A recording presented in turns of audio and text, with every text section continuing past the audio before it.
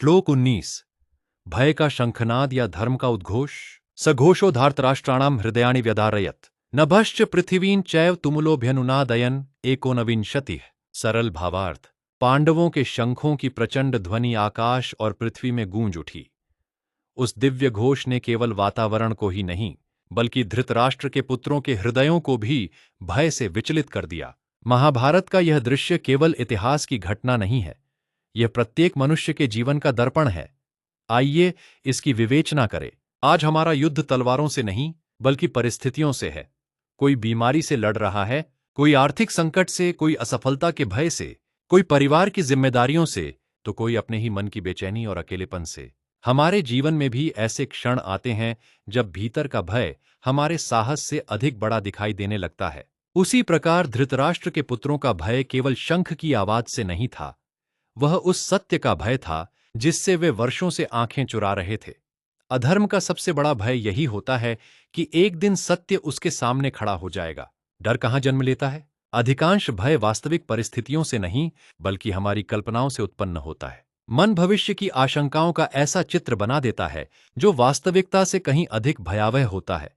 इसलिए भगवान श्री कृष्ण बार बार मन को साधने की शिक्षा देते हैं। जिसने मन पर विजय पा ली उसके लिए संसार का कोई भी युद्ध कठिन नहीं रहता। गुरुजी का अमूल्य संदेश। जीवन में मंजिल से अधिक उस सफर की यादें मायने रखती हैं।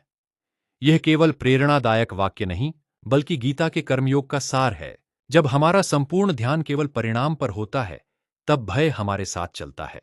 क्या मैं सफल हो पाऊंगा? यदि हार गया तो क्या होगा? लोग क्या कहेंगे? लेकिन जब हम यात्रा को ईश्वर का प्रसाद मानकर प्रत्येक कर्म आनंदपूर्वक करने लगते हैं तब भय स्वतः समाप्त होने लगता है। कर्मयोग का अर्थ यही है, कर्तव्य करते चलो, परिणाम भगवान पर छोड़ दो। इस श्लोक का एक गहरा आध्यात्मिक संदेश है। धर्म को कभी अपनी शक्ति सिद्ध करने की आवश्यकता नहीं होती। धर्म का अस्तित्व ही अधर्म को बेचैन कर देता है। जिस व्यक्ति के जीवन में सत्य, सेवा, करुणा और ईश्वर का विश्वास होता है उसकी वाणी में ऐसा प्रभाव आ जाता है कि वह बिना किसी आक्रामकता के भी लोगों के हृदय को स्पर्श कर देती है। सत्य की आवाज धीमी हो सकती है लेकिन उसकी गूंज बहुत दूर तक जाती है। आज युद्ध के स्वरूप बदल गए हैं। राष्ट्र अपनी सामरिक शक्ति दिखाते हैं। मिसाइल परीक्षण, परमाणु क्षमता, आधुनिक हथियार, सैन्य अभ्यास और तकनीकी शक्ति का प्रदर्शन होता है। इसका उद्देश्य केवल सुरक्षा नहीं बल्कि कई बार विरोधी के मन में मनोवैज्ञानिक दबाव उत्पन्न करना भी होता है। किंतु गीता हमें सावधान करती है कि केवल शक्ति ही विजय का आधार नहीं हो सकती। यदि शक्ति धर्म से जुड़ी है तो वह रक्षा करती है। यदि शक्ति अहंकार से जुड़ जाती है तो वही विनाश का कारण बनती है। तो आज धर्म किसके साथ है? द्वापर युग में दोनों पक्ष स्पष्ट दिखाई देते थे। एक ओर पांडव, दूसरी ओर कौरव। आज परिस्थितियां कहीं अधिक जटिल हैं। सूचना, प्रचार, राजनीति, मीडिया, कृत्रिम बुद्धिमत्ता और तकनीक के युग में प्रत्येक पक्ष स्वयं को सही सिद्ध करने का प्रयास करता है। ऐसे समय में सामान्य व्यक्ति भ्रमित हो जाता है। श्री कृष्ण हमें भीतर देखने की शिक्षा देते हैं। जहां सत्य हो, जहां न्याय हो, जहां करुणा हो, जहां कर्तव्य हो, जहां व्यक्तिगत स्वार्थ से ऊपर लोक कल्याण का भाव हो, वहीं धर्म है। धर्म किसी दल, संस्था या व्यक्ति का नाम नहीं, धर्म एक जीवन मूल्य है। आज संसार में अनेक प्रकार के शंखनाद सुनाई देते हैं। शक्ति के, राजनीति के, प्रचार के, प्रतिस्पर्धा के और भय के। किंतु सबसे महान शंखनाद वह है जो हमारे अंतःकरण में होता है।